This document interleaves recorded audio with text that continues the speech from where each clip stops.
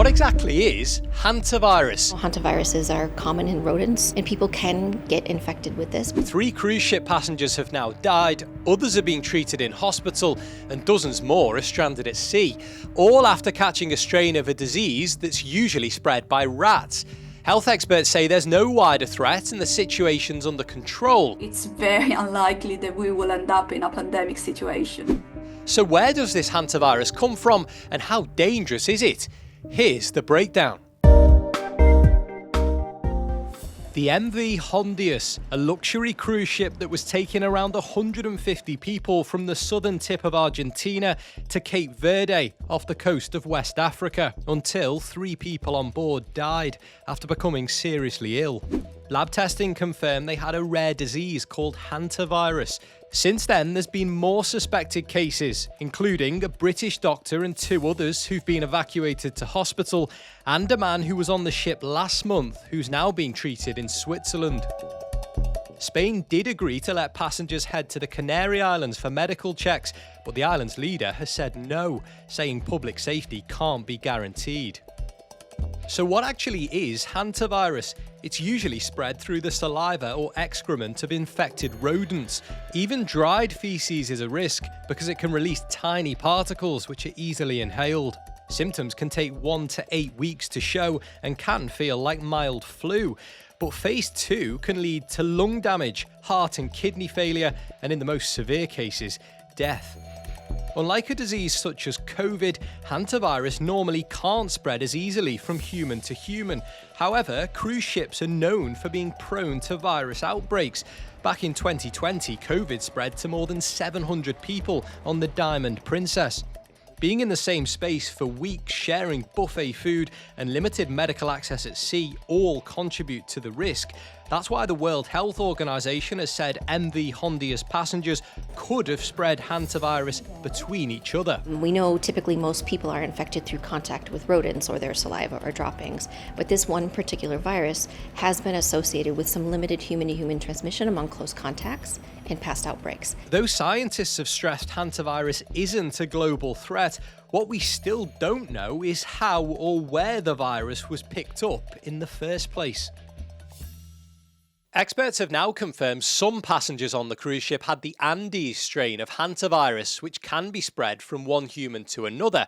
So what does that mean and how does it change things? Remember, this ship set off from South America. There've been people in hospital in South Africa and Switzerland, and a British crew member has been evacuated. So is this now a global issue? To help answer those questions, I'm going to bring in an expert on viruses.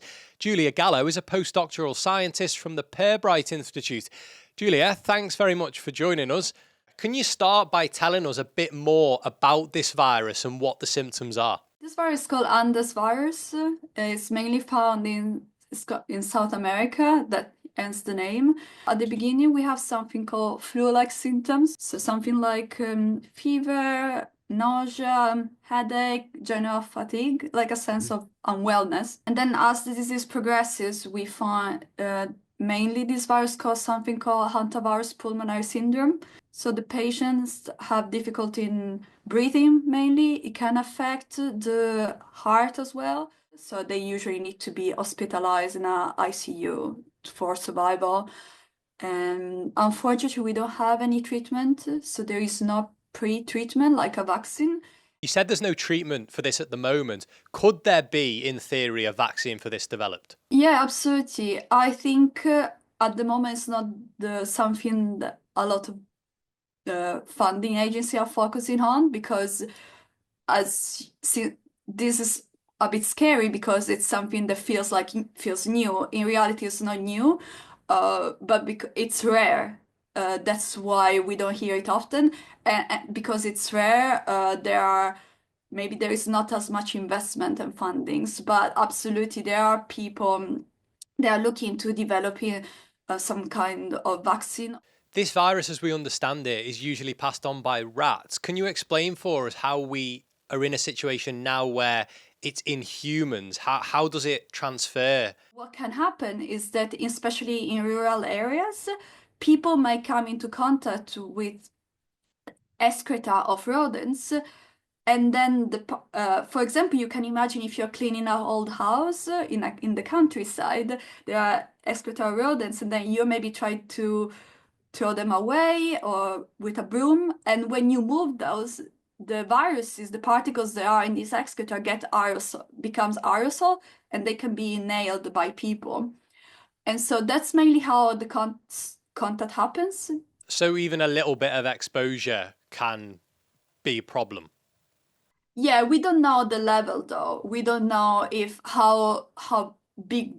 Usually for these viruses, the exposure has to be quite a high number of particles. So we don't know if it's an activity of 1 minute compared to an activity of 1 hour. Of course, the longer the exposure, the higher the chances. Most people will be hearing about hantavirus for the first time, but it's not a new disease, is it? No, no. So the name Hantavirus comes from the river Hantan in Korea. And so the virus were found in the first time they were isolated was in 1978. 50 years old. Exactly. It seems to have been reported from the 50s. Of course, it's hard because the technology we had back then to trace diseases is not the same as we have today. But it might be, yeah, they might be around at least infecting human with reports for the last 70 years. Do we know how we went from it being in Korea to, there being the Andes strain, for example? Because that's quite a big distance, isn't it? A very different part of the world. So when we talk about hantaviruses, we have different species. And broadly speaking, we distinguish them between old world hantaviruses and new world hantaviruses. So Andes is a new world hantavirus, and Hantan it's an old world hantavirus. So they are different. They didn't move around. They were already in different parts of the world, and we believe that new world hantaviruses such as Andes, they cause, as I described earlier, a pulmonary syndrome, while viruses from the old world, so Europe and Asia, cause another type of disease which affects mainly kidney, and the fatality rate is much, much lower. So we talk about 1% for viruses in Europe to 15% to viruses in Asia. So they're very different. They're very different diseases. Yeah, the outcomes are different, the diseases are different. Of course, we classify them in the same viral family because of the genome, because of the way they look like. But yeah, we consider them quite separately. And when we do study them, we actually usually compare one to the other because we want to understand why viruses that belong to the same viral family have such different outcomes in humans. In the specific case of this cruise ship, then, how could this have happened? One of the leading scenarios that we are imagining is that people were traveling in an area where Andes could be found, so Argentina. Although my understanding is that the specific area, I think they were in Ushuaia. So, but you can imagine they were in an area where the virus is endemic, and we don't know what the type of tourism they've done. But if they went to a rural area or where the virus might be present, they might come into contact with it, and then went back to the ship. And the disease takes some time to develop, so it is believed between 1 to 8 weeks. So we could imagine that we are just seeing it now because it takes a bit to start. That's the most likely scenario. Can you talk us through what the process is when someone is evacuated, in this instance, from the ship? What then happens from a medical standpoint? My understanding is that it can be quite scary because, of course, doctors are going to pick up patient have to be completely isolated to protect themselves. So in hazmat suit, so they would take the patient, probably I would assume by plane, from the ship to the hospital, and then the patient will straight be put in ICU. As I said earlier, the patient cannot, when the disease has progressed, they cannot breathe on their own anymore.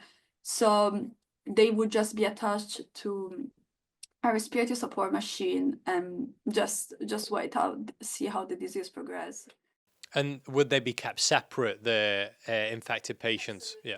Yeah, absolutely. So probably they have Usually in hospitals, as you might know, there is a certain list of diseases that have to be declared to the government when people contract them, both viral and bacteria.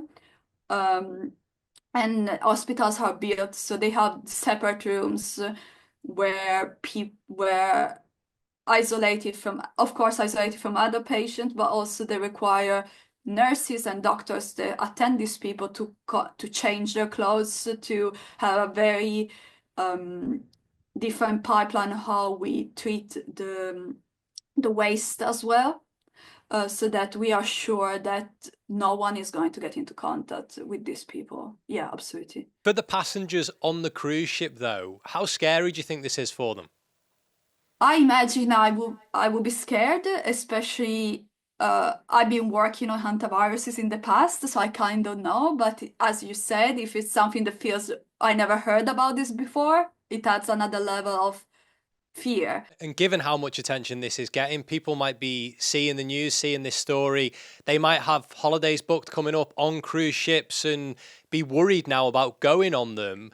What would you say to those people? To my knowledge, this is the first time in as long as I've been working in this field that this happens.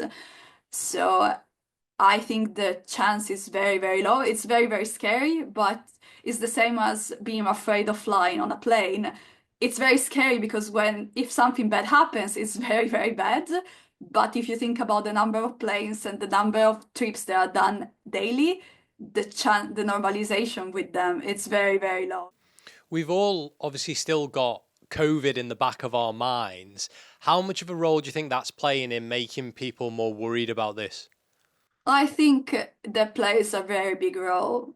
During COVID, we had the kind of similar scenario where we had this cruise ship that was stranded with people getting infected, and I think that's very much in the back of people's mind. So antiviruses are nothing like coronaviruses. It seems scary because there seems to be some suggestion that this virus can spread human to human, which is what COVID does. But they are very, very different viruses, and it's very unlikely that we will end up in a pandemic situation with a virus like this. I wonder if I can ask you, Giulia, if you were on that ship now as a passenger, what would you be doing?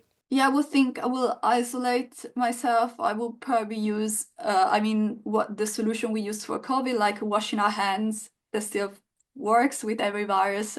So probably I would do a lot of that, like washing, keeping everything clean, being sure that I stay as much distance from other people as I can, maybe ventilate the environment if I can. What was your initial reaction when you heard about this story of the outbreak on the ship? I was very surprised because, as I said, I worked on these viruses before and not anymore nowadays. And in all the time I've been working on them, it was for 5 years, 5 years ago, this never happened, something like that. So I was surprised that there was an outbreak because it's such a rare event to hear about hantaviruses. So yeah, I think I was surprised and curious, of course, because I know about these viruses, and I think worried for the people that are there because it's probably I imagine it's very difficult for them. And obviously not just the outbreak, but for there to be, multiple deaths, sadly, as well. Absolutely, yeah, that's the scary. That's absolutely scary. Yeah, it's for us scientists. It tells us something, and hopefully we will learn from what we are observing. But it's the awful situation, an awful situation, and I wish we could learn in a different way than this.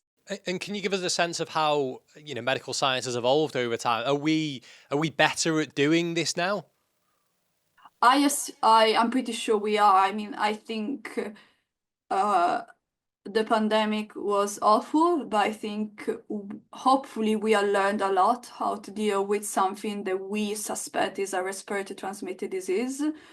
And we have learned a lot about how to treat people, what matters, how we deal with the media, how we deal with this, how much people are scared, and how we treat medical stuff. That's also something very important. And I think there is a better understanding of what might be happening there and what is expected from us as a society. Okay, Giulia, thank you very much for your insight there. Really interesting. Thanks a lot, Giulia. You're welcome. That's the breakdown. Thanks for watching. See you next time.